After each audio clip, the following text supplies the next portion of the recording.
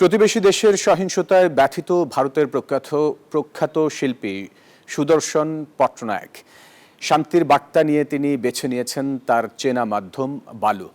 পুরীর সমুদ্র সৈকতে তৈরি করেছেন এক মর্মস্পর্শী বালু ভাস্কর্য, যার মাধ্যমে জানিয়েছেন সংঘাত বন্ধ করে আলোচনার পথে ফেরার আহ্বান। ভারতের পূর্বাঞ্চলীয় পুরী শহরের সৈকতে নেপালের জন্য শান্তির বার্তা ফুটিয়ে তুলেছেন শিল্পী সুদর্শন পট্টনায়ক।